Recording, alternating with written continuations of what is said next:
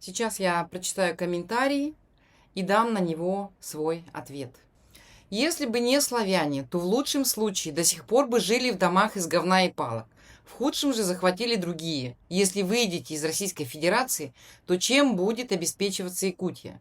Русские заберут русское, и не останется производства, добычи, ресурсов. Якутия будет в сильнейшем крахе. А также выход к морю только на 3 месяца, остальное время лед. Нет стран для торговли. Говорить, что Саха без России жили бы в домах из говна и палок, это оскорбление и демонстрация исторической безграмотности. Еще до прихода русских Саха под руководством Тыгына Дархана создавали свою государственность, вели торговлю и объединяли улусы.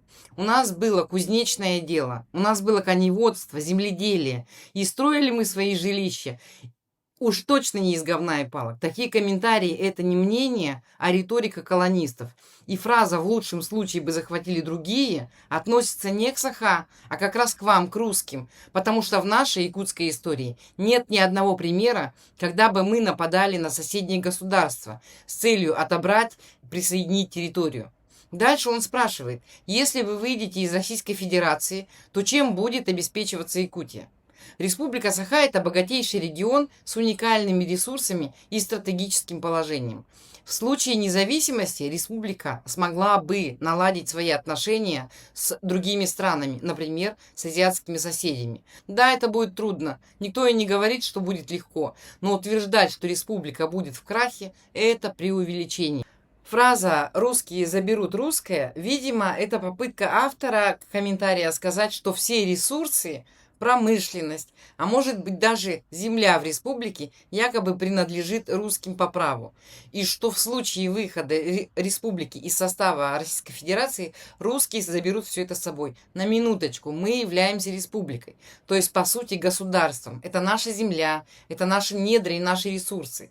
И это указано в нашей якутской конституции. То есть русским в нашей республике по сути ничего не принадлежит.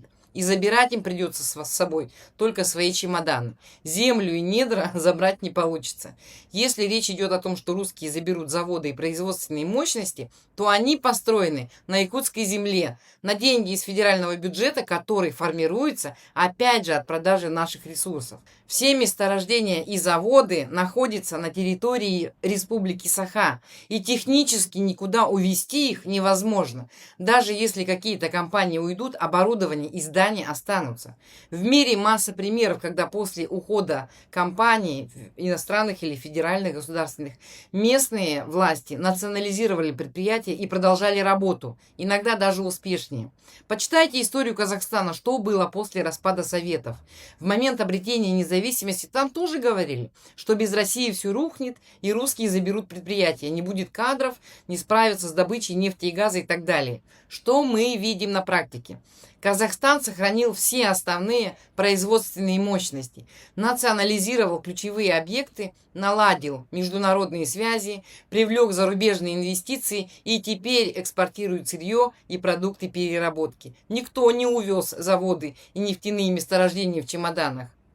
Да, путь был сложным, но Казахстан не рухнул, как пугали. Напротив, страна прекрасно существует, развивается.